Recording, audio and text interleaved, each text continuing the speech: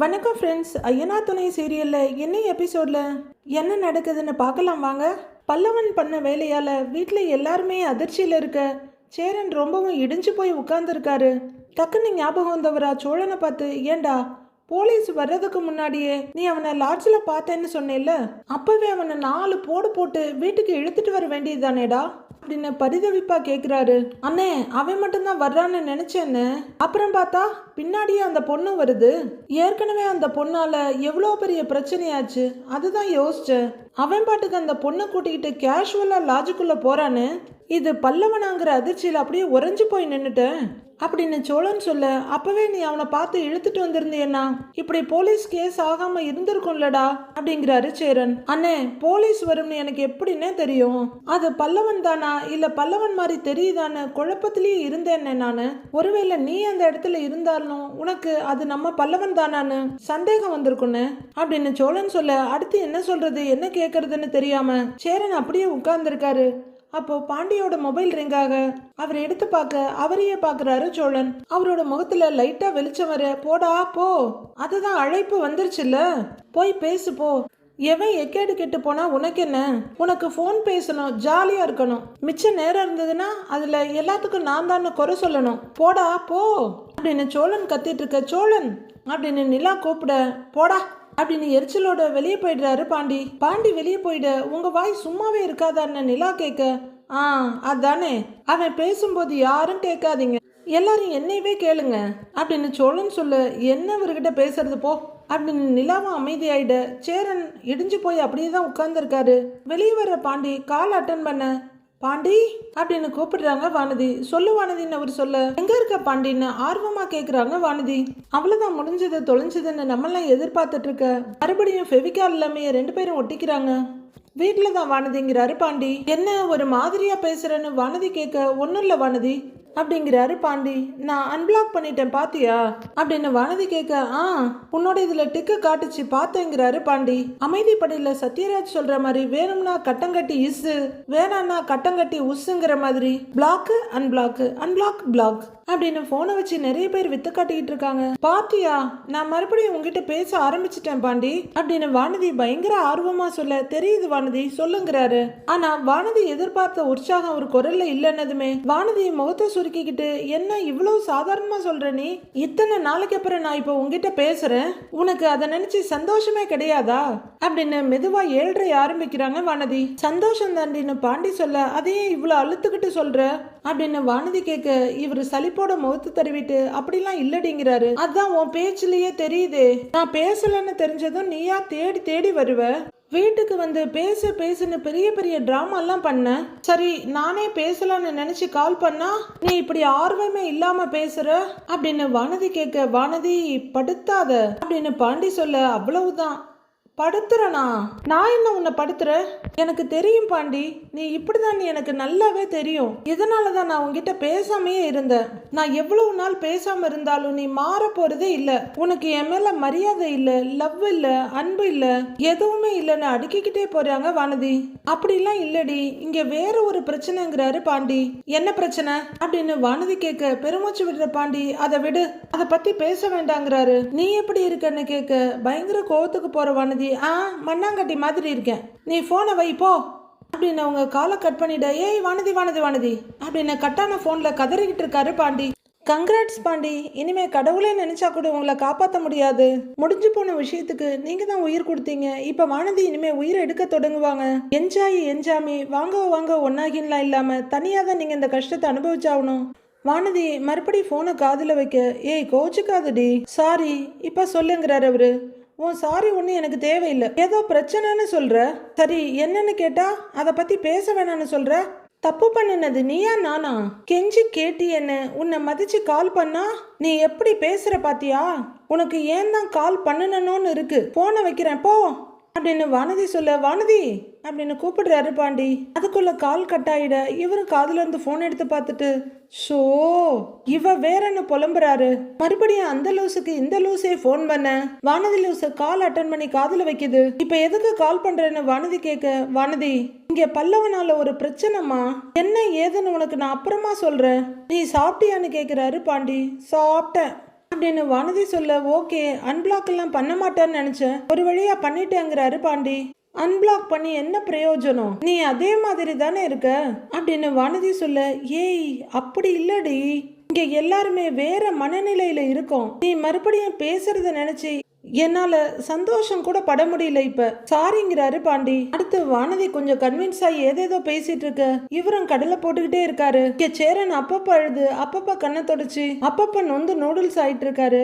அண்ணே ப்ளீஸ்னே அழாதீங்கன்றாங்க நிலா. பல்லவனுக்கு தான் நம்ம எல்லாரும் எடுத்து சொல்லிட்டோம்ல, அவன் புரிஞ்சுக்குவாங்கிறாங்க நிலா. இல்லப்பா போதும், இனிமே என்ன ஆனாலும் அவன் மூஞ்சிலேயே நான் முழிக்க மாட்டேன் அப்படின்னு சேரன் சொல்ல, அண்ணே அப்படிலாம் சொல்லாதீங்க அண்ணே அப்படின்றாங்க நிலா. இல்லப்பா நான் இனிமே அவன்கிட்ட பேசவே மாட்டேன்பா, எப்ப அவன் என்கிட்ட பொய் சொல்லிட்டு எதுவுமே நடக்காத மாதிரி இருந்தானோ அப்பவே அவன் மேல இருந்த நம்பிக்கை எனக்கு சுத்தமா போயிடுச்சுப்பா, இனிமே அவன் முகத்திலேயே நான் முழிக்க மாட்டேன் அப்படின்னு சேரன் வேகமா எழுந்து போக, அண்ணே அண்ணே அண்ணே அப்படின்னு சோழன் ஒரு பக்கமோ, அண்ணே என்னன்னே நீங்க அப்படின்னு நிலா ஒரு பக்கமா அவரை கூப்பிட்டுட்டு இருக்காங்க. ஒரு வழியா அந்த கனமான இரவு முடிஞ்சு அடுத்த நாள் பொழுது விடியுது. நடேசன் அவரோட கட்டில உட்கார்ந்து இருக்காரு. சேரன் டீ போட்டுட்டு இருக்காரு. பால்ல டீ தூளை போடுறவர் அடுத்து சர்க்கரையை போடுறாரு. அப்போ அவரோட மொபைல் ரிங் ஆக ஸ்டவ்வை சிம்ல வச்சுட்டு போனை வந்து எடுத்து ஹலோங்கிறாரு.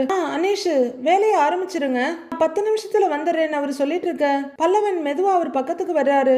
சரி சரி அப்படின்னு அவர் போனை வைக்க, இன்னொரு பக்கம் பாண்டி உட்காந்து போன்ல ஏதோ பார்த்துக்கிட்டே இருக்காரு. அண்ணா அப்படின்னு பல்லவன் வந்து சேரனோட கையை பிடிக்க, கையை விடுறா, என்ன நடிக்கிறியா அப்படின்னு கேட்டுட்டு இருக்க நிலா கதவு திறந்து வெளியே வர்றாங்க. பாண்டி மொபைல்ல இருந்து தலையை தூக்கி பாக்குறாரு.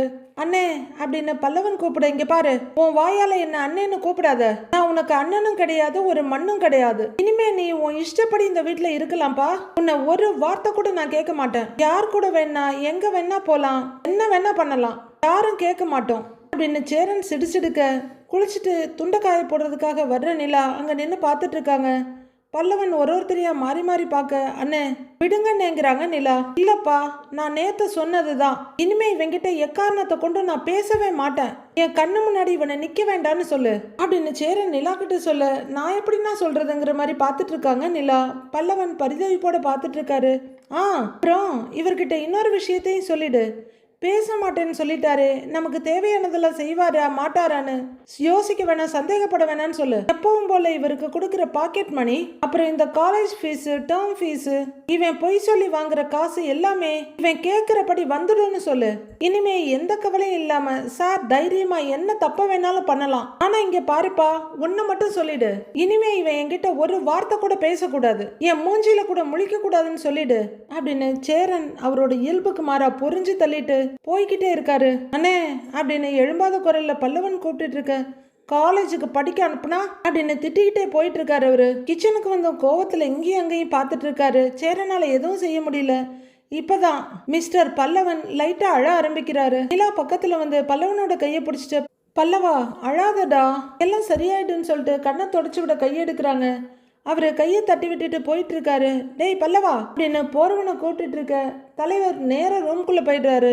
இப்பெல்லாம் அவருக்கு ரூம் தான் ரொம்ப பிடிக்குது போல இருக்கு. நடேசன் இதெல்லாம் பொறுமையா கேட்டுட்டு உட்கார்ந்து இருக்காரு. சேரனால எந்த வேலையுமே செய்ய முடியல. அவர் அப்படியே டென்ஷனோட கிச்சன்லயே நின்னுட்டு இருக்க கதவை லாக் பண்ணிட்டு உள்ளர வந்து கட்டில்ல உட்கார்றாரு பல்லவன். ஜன்னல் கம்பியோட வெளிச்சம் வரிக்குதுற மாதிரி அவர் முகத்திலையும் உடம்புலையும் பட்டு கிடக்கு. உட்கார்ந்துருக்க பல்லவன் மனசுல, இங்க பாரு, உன் வாயால என்ன அண்ணன்னு கூப்பிடாத, நான் உனக்கு அண்ணனும் கிடையாது ஒரு மண்ணும் கிடையாது அப்படின்னு சொன்னதும் அடுத்ததா, இனி எக்காரணம் கொண்டும் நான் இவன்கிட்ட பேசவே மாட்டேன், இவனையும் என்கிட்ட பேசக்கூடாதுன்னு சொல்லிருப்பா, என் கண்ணு முன்னாடி இவனை நிக்க வேண்டாம்னு சொல்லு அப்படின்னு சேரன் சொன்னதையும் நினைச்சு பார்த்துட்டு உட்கார்ந்துருக்காரு பல்லவன்.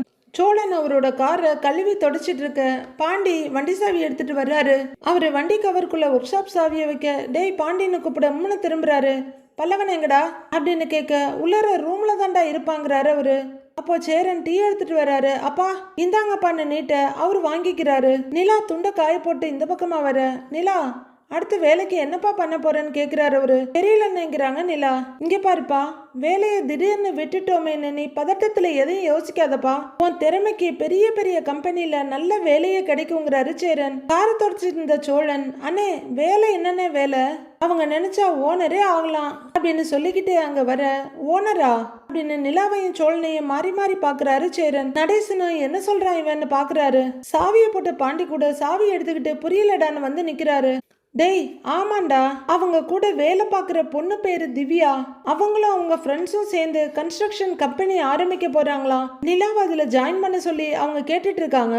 நிலா மட்டும் இதுல ஜாயின் பண்ணிட்டா நிலா ஒரு கம்பெனியோட ஓனர் ஆயிடுவாங்கன்றாரு சோழன். ரொம்ப சேரன் சந்தோஷத்தோட திரும்பி பார்த்து நல்ல விஷயம் பாங்குறாரு. அண்ணே நல்ல விஷயம் தானே, ஆனா சும்மா ஒரு கம்பெனில போய் ஓனரா சேர முடியுமா?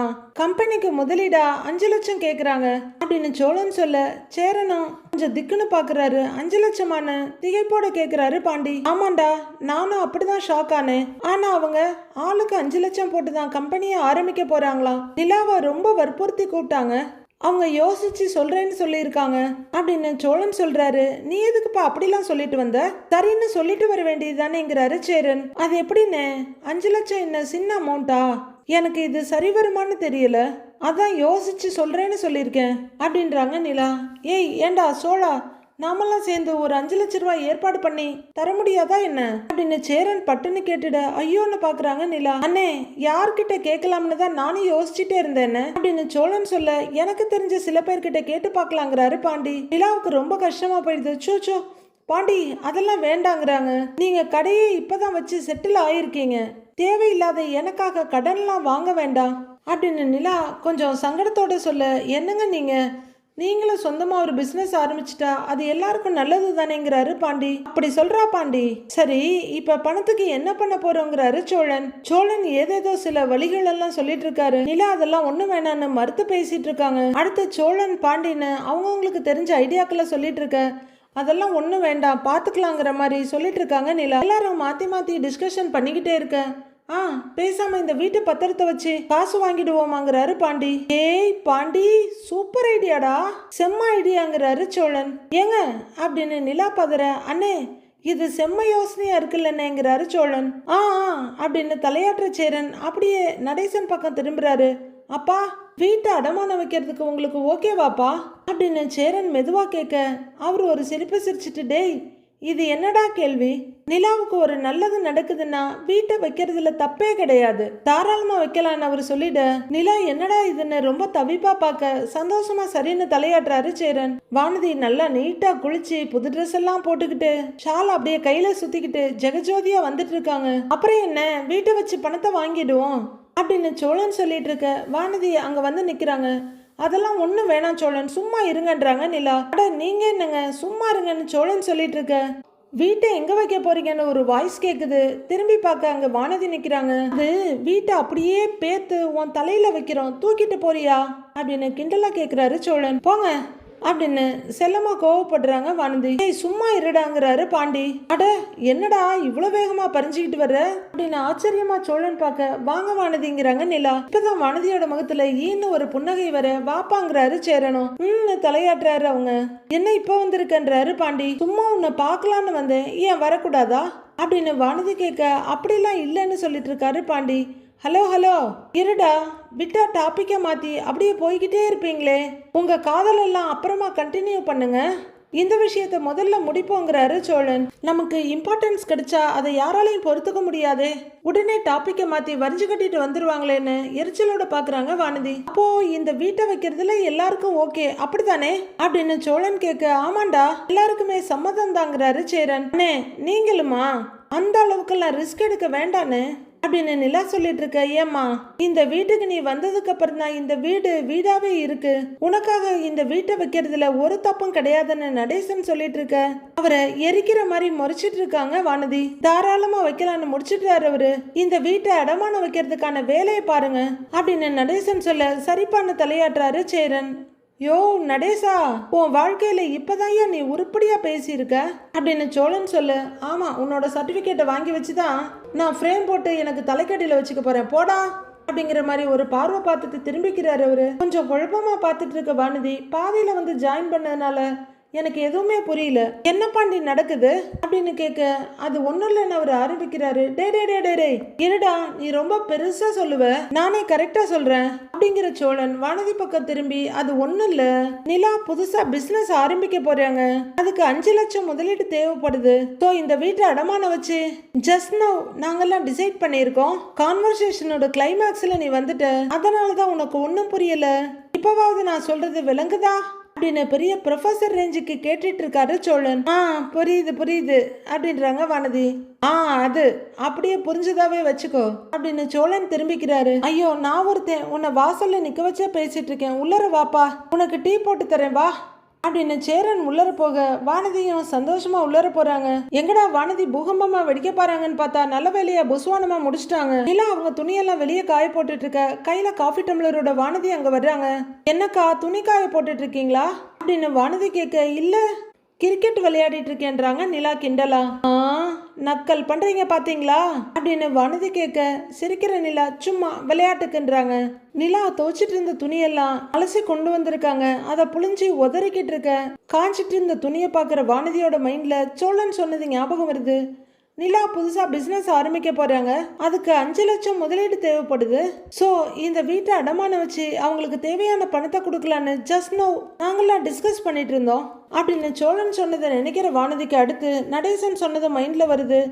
நீ இந்த வீட்டுக்கு வந்ததுக்கு அப்புறம் தான்ப்பா இந்த வீடு வீடா இருக்கு, உனக்காக இந்த வீட்டை வைக்கிறதுல ஒரு தப்பும் கிடையாது, தாராளமா வைக்கலாம் அப்படின்னு நடேசன் சொன்னது அவங்க மைண்ட்ல வர, அது எப்படிக்கா இந்த வீட்டுல இருக்க எல்லாருமே உங்களுக்கு ஏதாவது ஒண்ணுன்னா ஓடி வந்து சப்போர்ட் பண்றாங்க அப்படின்னு வானதி கேட்க, என்ன சப்போர்ட் பண்ணாங்கன்னு குழப்பமா கேக்குறாங்க நிலா. இல்ல நீங்க பிசினஸ் ஆரம்பிக்கிறேன்னு சொன்ன உடனேயே வீட்டையே அடமானம் வச்சு கொடுக்கலாம் யோசிக்கிறாங்கல்ல, அத சொன்னீங்கிறாங்க வானதி.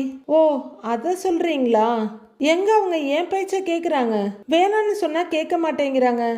இந்த பிசினஸ் இல்லைன்னா என்ன, நான் வேற வேலை பார்த்துக்க போறேங்கிறாங்க நிலா. எப்படி திடீர்னு பிசினஸ் ஐடியா அப்படின்னு வானதி கேட்க, பிசினஸ்னா நான் மட்டும் ஸ்டார்ட் பண்ற பிசினஸ் இல்ல, என் ஃப்ரெண்ட்ஸ் சில பேர் சேர்ந்து ஆரம்பிக்க போறாங்க, அதுல என்னையும் பார்ட்னரா சேர சொல்லி இருக்காங்க அப்படின்னு நிலா சொல்லிக்கிட்டே துணியை புழிஞ்சிட்டு இருக்க வானதி அப்படியே எந்த பக்கம் வந்து குறுகுறுன்னு அவங்களையே பார்த்துட்டு இருக்காங்க. சும்மா போய் பார்ட்னர் ஆக முடியாதுல்ல, அதுதான் 5 lakhs ஆளுக்கு இன்வெஸ்ட்மெண்ட்னு கொண்டு வர சொல்லியிருக்காங்க அப்படின்னு நிலா சொல்ல, ஓ அப்படின்னு டீயை குடிக்கிறாங்க வானதி. அதுக்கு தான் வீட்டு அடமான வச்சு பணத்தை ஏற்பாடு பண்ணேன்னு சொல்லிட்டு இருக்காங்க, நான் சொன்னாலும் கேட்க மாட்டாங்க அப்படின்றாங்க நிலா. வானதி ஒரு மாதிரியா பார்த்துட்டு, இந்த வீட்டில் இருக்க எல்லாருக்கும் உங்க மேல ஒரு தனி பாசம் தான் இல்ல அப்படின்னு கேட்க, நிலாவும் உள்ளர்த்தம் புரியாம, ஆமாமா சும்மாவே இவங்களுக்கெல்லாம் என் மேல அவ்வளவு பாசம், அதனாலேயே என்னமோ என்னால இந்த வீட்டை விட்டு நகரவே முடியல, ஒரு நாள் கூட இவங்க எல்லாரையும் பார்க்காம என்னால இருக்கவே முடியல, என் அம்மா அப்பாவையே இத்தனை நாள் பார்க்காம இருந்துட்டேன், ஆனா இவங்கள பார்க்காம என் நாளே ஓடாதுங்கிற நிலைமைக்கு வந்துட்டேன் அப்படின்னு நிலா சொல்ல, சிரிக்கிற வானதி, ஆனா ஒண்ணுக்கா உங்க மேல இருக்கிற அக்கறை எல்லாமே என் மேல யாருக்குமே இல்லைன்றாங்க வானதி. பாண்டிக்கெல்லாம் என் மேல சுத்தமா அக்கறையே இல்ல அப்படின்னு வானதி சொல்ல, நிலா என்னடா இது இப்படி சொல்றான்னு பாக்குறாங்க. வானதி சொல்லிட்டு முகம் சோர்ந்து போயிருக்க, அப்படிலாம் இல்ல வானதி அப்படின்னு நிலா சொல்ல, இல்லக்கா சோழன் அண்ணன் உங்களுக்கு எப்படி சப்போர்ட் பண்றாரு பாத்தீங்களா, ஆனா பாண்டி எனக்கு ஒரு நாள் இப்படி சப்போர்ட் பண்ணினதே இல்ல, இத்தனைக்கும் நானும் பாண்டியும் உயிருக்கு உயிரா லவ் பண்றோம், நீங்க 2 பேரும் லவ் கூட பண்ணல, உங்க கல்யாணமே ரொம்ப காமெடியா நடந்த கல்யாணம், அதுக்கே சோழன் ப்ரோ உங்களை பயங்கரமா தாங்குறாரு, ஆனா எனக்கு தான் எதுவுமே நடக்க மாட்டேங்குது அப்படின்னு ஏக்கமா சொல்ற வானதி, நாளைக்கே கல்யாணமாகி நான் இங்க வந்தாலும் நிலா நீ எல்லாருமே உங்களை தான் கொண்டாடுவாங்கன்னு நினைக்கிறேன், நான் சும்மா டம்மியா தான் இருக்க போறேன் அப்படின்னு அவங்களுக்கு தெரிஞ்ச மெச்சூரிட்டியில சொல்லிட்டு இருக்காங்க வானதி. ஐயோ நீங்க ஏன் இப்படிலாம் யோசிக்கிறீங்க, அந்த மாதிரிலாம் ஒன்றும் ஆகாது, இங்க இருக்க யாருமே உங்களை ஒரு மாதிரியும் என்ன ஒரு மாதிரியும் நடத்தவே மாட்டாங்க அப்படின்னு நிலா சொல்லிட்டு இருக்க, அங்க பாண்டி வந்து நிக்கிறாரு. 2 பேரையுமே ஒரே மாதிரி தான் நினைப்பாங்கன்றாங்க நிலா. ஆஹா இது ரொம்ப டேஞ்சரஸ் காம்போவாச்சே அப்படின்னு பாண்டி யோசிச்சுட்டு இருக்க, அப்படிலாம் நடத்துவாங்கன்னு எனக்கு தோணலைங்கிறாங்க வானதி. ஏன் இதையே சொல்றீங்க, அப்படிலாம் ஒன்றும் இல்லை வானதி அப்படின்னு நிலா சொல்லிட்டு இருக்கா. ஐயோ இதுக்கு மேலே இவங்களை பேச விட்டு ஆபத்து, வானதி எதையாவது சொல்லி இவங்களோட மூடை ஸ்பாயில் பண்ணிடுவா, இல்லை முகத்தில் அடிச்ச மாதிரி பேசிடுவான்னு பயந்துட்டு வேகமாக வர்றாரு பாண்டி. சிரிச்சுக்கிட்டே, அப்புறம் அது என்னங்க பேசிட்டு இருக்கீங்கன்னு வந்து நிற்கிறாரு. சும்மா தான் பேசிட்டு இருக்கோம் பாண்டி அப்படிங்கிற நிலா. சரி நீங்க பேசிட்டு இருங்க, நான் உள்ளர இருக்கேன்னு நழுவுறாங்க. சரின்னு பாண்டி சொல்ல நிலா போக வானதி திரும்பி நின்னுக்கிறாங்க. நிலா போறாங்கன்றத பார்த்து உறுதி பண்ணிக்கிட்டு, ஐயோ என்னென்ன பேசினாலோ தெரியலையே, எதுலயாவது போய் சிக்கிடாதடா பாண்டி, நிக்கிறத பார்த்தாவே வில்லங்கமா தெரியுது அப்படின்னு யோசிச்சுக்கிட்டே பக்கமா வந்து கொடிக்கயிற கையில பிடிச்சுக்கிட்டு தொண்டையை கணக்கிறாரு. அப்புறம் மனசு கேட்காம திரும்ப வந்துட்ட போல அப்படின்னு பாண்டி கேட்க, நீ தான் தேடி வந்து கூப்பிட்டியே அதான் வந்தேங்கிறாங்க வானதி. நீ வந்தது எனக்கு நிஜமாவே ரொம்ப சந்தோஷம் வானதி, ஆனா எப்படி நீ என்னை பார்க்க வருவேன்னு எனக்கு தெரியும், நான் உன்னை மிஸ் பண்ண மாதிரி நீ என்னை மிஸ் பண்ணியிருப்பல்ல அப்படின்னு பாண்டி கேட்குறாரு. அப்படிலாம் ஒன்றும் இல்லை அப்படின்னு வானதி எங்கேயோ பார்த்துக்கிட்டு சொல்ல, உன் வாய் தான் அப்படி சொல்லுது, உன் மனசு கண்டிப்பாக தேடி இருக்கும், உண்மையை ஒத்துக்கவும் ஈகோ தடுக்குதுங்கிறாரு பாண்டி. நீ பண்ணினது மட்டும் சரியான்னு வானதி கேட்க, நான் பண்ணினது பெரிய தப்பு தான் வானதி, அதுக்காக நான் நிறைய வருத்தப்பட்டுட்டேன், பொண்ணு பார்க்குற ஈவெண்ட் எல்லாம் இப்போ வேணான்னு நான் உங்ககிட்ட முன்னாடியே சொல்லி இருக்கணும் அப்படின்னு பாண்டி சொல்ல, ஓ அப்ப நீ வந்திருக்கணும்னு நினைக்கல, வர முடியாதுன்னு சொல்லி இருக்கணும்னு தான் நினைக்கிற அப்படின்னு 7:30க்குள்ள ஒரு எட்டை எடுத்து வைக்கிறாங்க வானதி. என்ன வானதி மறுபடியும் முதல்ல இருந்து ஆரம்பிக்கிற? நான் தான் சொன்னேன்ல, முதல்ல அண்ணனுக்கு கல்யாணம் ஆகட்டும், அதுக்கப்புறம் தான் நாம கல்யாணம் பண்ணிக்க முடியும். நான் கொஞ்சம் முன்னாடியே உங்ககிட்ட வந்து பேசி இருக்கணும், அதை செய்யாம விட்டது ஏன் தப்பு தான், என்ன மன்னிச்சிருங்கிறாரு பாண்டி. வானதி இன்னமும் சுடுசுடுன்னு முகத்தை வச்சுட்டு எங்கேயோ பார்க்க, பாரு சண்டை போட்டாச்சு, இப்ப சமாதானமும் ஆகியாச்சு, மறுபடியும் நடந்ததை பத்தியே பேசி சண்டை போட வேண்டாம் அப்படின்னு பாண்டி என்னதான் சமாதானம் சொன்னாலும் வானதி முகத்தை தூக்கி வச்சுட்டு தான் நிக்கிறாங்க. வானதியோட கைய பாக்குற பாண்டி குடிச்சிட்டியான்னு கேட்க உம்மனு தலையாட்டுறாங்க. குடுன்னு டம்ளர் வாங்கி கீழே ஒரு ஓரமா வைக்கிறவரு அந்த கொடிக்கயிறை கையால கொஞ்சம் தாழ்த்தி அந்த பக்கம் யாரும் இருக்காங்களான்னு பாக்குறாரு. இந்த பக்கமும் பார்க்க வானதி ஒரட்டு பின்னாடி போயிட்டு, என்ன சுத்தி சுத்தி பாக்குற அப்படின்னு கேட்க, இல்ல யாரும் பாத்திரக்கூடாதுல்ல அப்படின்னு பாண்டி மறுபடியும் அந்த பக்கம் பாக்குறாரு. என்ன பாத்திரக்கூடாது அப்படின்னு வானதி கேட்க, நான் உன்னை கட்டிப்பிடிக்கிறத யாரும் பாத்திரக்கூடாது இல்லங்கிறாரு பாண்டி. கட்டிப்பிடிக்க போறியா அப்படின்னு வானதி கேட்க, ஆமா அப்படிங்கிற பாண்டி ஒரு கையால வானதியை இழுத்து நெஞ்சு மேல போட்டு அப்படியே இறுக்கமா கட்டி பிடிச்சுக்கிறாரு. இதற்குத்தானே ஆசைப்பட்ட பாலகுமாரன்ற மாதிரி வானதி ரொம்ப சந்தோஷ சிரிப்போட அவர் தோல்ல முகத்தை பொதிச்சுக்கிறாங்க. ஆனா பாண்டி முகத்துல எந்த உணர்ச்சியும் இல்ல. கொஞ்சம் கவனிச்சு பார்த்தா சின்னதா ஒரு எரிச்சல் தான் தெரியுது. வானதியும் ஒரே நிமிஷத்துல அப்படியே தள்ளி விட்டுட்டு தள்ளி வந்து நிக்கிறாங்க. என்னடி இத்தனை நாளா உன்னை மிஸ் பண்ணேன்னு ஹக் பண்ணா இப்படி பிடிச்சி தள்ளுற என்னன்னு கேக்குறாரு பாண்டி. நான் முதல்ல இங்க வந்திருக்கவே கூடாது, நான் வந்ததை நினைச்சு நீ சந்தோஷமாவே இல்ல அப்படின்னு வானதி சொல்ல, இல்ல புரியலங்கிறாரு அவரு. பின்ன என்ன, நான் வீட்டு வாசலுக்கு வரேன், வீட்டை அடகு வைக்கிறத பத்தி பேசிக்கிட்டு இருக்கீங்க, எதுக்கு இப்ப வீட்டை பேங்க்ல வைக்கிறீங்க அப்படின்னு வானதி கேட்க, ஏய் லூசு, வீட்டை எப்படி பேங்க்ல வைக்க முடியும், வீட்டு பத்திரத்தை தான் பேங்க்ல வைக்க முடியும், வீடு இங்கேதான் இருக்கும் அப்படின்னு பாண்டி சொல்ல, கோபம் வர்ற மாதிரி காமெடி பண்ணாத பாண்டி, இது வரைக்கும் உங்களுக்கு எத்தனையோ கஷ்டம் வந்திருக்கு, அப்பெல்லாம் வீட்டை வைக்கணும்னு யோசிக்கவே இல்ல, நீ கடையை லீஸுக்கு எடுத்தல்ல, அப்ப வீட்டை அடமானம் வைக்கணும்னு யோசிச்சீங்களா அப்படின்னு வானதி கேட்க, ஏய் அப்ப வீடு எங்க பேர்ல தான் இருக்குன்னு எங்களுக்கே தெரியாது, இப்பதானே தெரிஞ்சது, இனிமே வர்ற செலவுக்கு தானே வீட்டு பத்திரத்தை அடகு வைக்கலான்ற ஆப்ஷனே கிடைச்சிருக்கு அப்படிங்கிறாரு பாண்டி. அதெல்லாம் இல்ல, இதே வேற யாருக்காவது பிரச்சனை வந்தா கண்டிப்பா வீட்டை வைக்கணும்னு நீங்க யோசிச்சிருக்கவே மாட்டீங்க, உங்க நிலா அன்னைக்கு ஒரு தேவை வந்துட்டா மட்டும் வீட்டை வைக்கிறேன் விற்கிறேன்னு இறங்கிடுறீங்க அப்படின்னு வானதி சொல்லிட்டு இருக்க. ஓகே சைத்தான் சாட்டையை சொடுக்க ஆரம்பிச்சிருச்சு அப்படின்ற மாதிரி யோசிக்கிற பாண்டி, எதுக்கடி இப்ப தேவையில்லாம பேசுறேன்னு ரொம்பவே நொந்து போய் கேக்குறாரு. தேவையில்லாமல்லாம் பேசல, நடக்கிறத தான் நான் பேசுறேன், அவங்களுக்கு ஒண்ணுன்னா மட்டும் அப்படியே துடிப்பீங்க அப்படின்னு வானதி சொல்ல, அப்படிலாம் இல்ல வானதி, இந்த வீடு எங்களுக்கு திரும்ப கிடைச்சதுக்கு காரணமே அவங்க தான், நாங்க கூட வாடகைக்கு ஏதாவது வீடு பார்த்து போயிடலாம்னு தான் யோசிச்சோம், அவங்க தான் உயிர் இருந்த இந்த வீட்டை மீட்கலாம்னு சொல்லி போராடி இந்த வீட்டை மீட்டு கொடுத்துருக்காங்க, அவங்களாலதான் வீடே திரும்ப கிடைச்சது, இப்ப அவங்களுக்கு ஒரு தேவைன்னு வரும்போது வீட்டை வச்சு கொடுக்கறதுல என்ன தப்பு இருக்குங்கிறாரு பாண்டி. இந்த டாபிக்கை விடு, வேற ஏதாவது பேசுவோங்கிறாரு பாண்டி. நான் உன்னை பார்க்கலாம்னு தான் ஆசையா வந்தேன், இங்க வந்த உடனே எனக்கு எரிச்சல் ஆயிடுச்சு, எனக்கு ஒரு பிரச்சனைன்னா யாருமே கண்டுக்கிறதே இல்ல, நீங்கெல்லாம் பொண்ணு பார்க்க வருவீங்கன்னு நான் வெயிட் பண்ணிக்கிட்டு இருந்தேன், இந்த வீட்டுல இருந்து ஒரு கட்டசிக்கு கூட யாருமே வரல, அதையேங்கிறாங்க வானதி. வானதி அவங்கெல்லாம் நான் வரணும்னு ரெடி ஆகி வெயிட் பண்ணிட்டு இருந்தாங்க வானதி அப்படின்னு பாண்டி சொல்ல, வெயிட் பண்ணிக்கிட்டு இருந்தா போதுமா, எங்க வீட்டுல எல்லாரும் காத்துட்டு இருப்பாங்களேன்னு யோசிச்சு யாராவது ஒருத்தங்க நேர்ல வந்து பாண்டிக்காக தான் வெயிட் பண்ணோம், வந்த உடனே நாங்க வர்றோம்னு சொல்லி இருக்கலாம்ல அப்படின்னு வானதி கேட்க, அவங்களுக்கு நான் எங்க இருக்கேன்னே தெரியல வானதி, என்ன காணோம்னு டென்ஷனா தேடிக்கிட்டு இருந்தாங்க, இதுல உங்க வீட்டுல வந்து என்னன்னு சொல்லுவாங்கன்னு கேக்குறாரு பாண்டி. சரி இப்படி ஒரு சிச்சுவேஷன்ல நிலா இருந்திருந்தா என்ன பண்ணிருப்பாங்கன்னு யோசிச்சு பாரு, அப்படியே பதறி துடிச்சு போயிருப்பாங்க, எனக்கு மட்டும் அலட்சியம் அப்படின்னு வானதி ஆர்கியூமெண்ட்டை கண்டினியூ பண்ண முடிஞ்ச வரலும் பாண்டியும் கன்வின்ஸ் பண்ணி பாக்குறாரு. வானதி விடாம பேசிக்கிட்டே இருக்க பாண்டியும் சலிப்போட நெத்தி வேர்வையை தொடக்கிறாரு. நீ எப்பவுமே இப்படிதான் பண்ற பாண்டி அப்படின்னு வானதி சொல்ல, நீ கொஞ்சம் பேசாம இருக்கியா அப்படின்னு கொஞ்சம் கோவமா சொல்றாரு பாண்டி. என்ன அரட்டு பாண்டி, ச்சே நான் இங்க வந்திருக்கவே கூடாது அப்படின்னு வானதி சொல்ல, நானும் அதை தான் நினைக்கிறேன், நீ இங்க வந்திருக்கவே கூடாது அப்படின்னு 7:30 எரிய விட ஆரம்பிக்கிறாரு பாண்டி. இத்தனை நாள் நீ பேசாம இருந்ததுக்கு நான் வருத்தப்பட்டது என்னமோ உண்மைதான். ஆனா இப்ப ஏன்டா பேசணும்னு இருக்கு. தயவு செஞ்சு கிளம்பி போயிடு. என்ன கடுப்பேத்தாதங்கிறாரு பாண்டி. ஓ, கடுப்பா இருக்கும்டா. ஏன் கடுப்பா இருக்காது உனக்கு? உன்னை தேடி தேடி நான் வர்றேன் பாரு. ஆனா என்ன நினைச்சா உனக்கு கடுப்பா இருக்குல்ல அப்படின்னு எல்லாத்தையும் இழுத்து வச்சு சண்டை போட்டுட்டு இருக்காங்க வானதி. சும்மா சொன்னதையே சொல்லிட்டு இருக்காத வானதி அப்படின்னு அவரு கடுப்போட சொல்லிட்டு இருக்க சோழன் பின்பக்கமா வந்து பாக்குறாரு. இவங்க 2 பேரும் பேசிட்டு இருக்கிறது தெரியுது. பாண்டி கோவமா பேச வானதியும் கோவமா பேசிட்டு இருக்கத பாக்குறாரு அவரு. அவங்க 2 பேரும் சூடா ஆர்கியூ பண்ணிட்டு இருக்க கம்பி கதவை பிடிச்சிட்டு பாத்துட்டு இருக்காரு சோழன். அடுத்து என்ன நடக்க போகுதுன்னு நாளை எபிசோட்ல பார்க்கலாம் ஃப்ரெண்ட்ஸ்.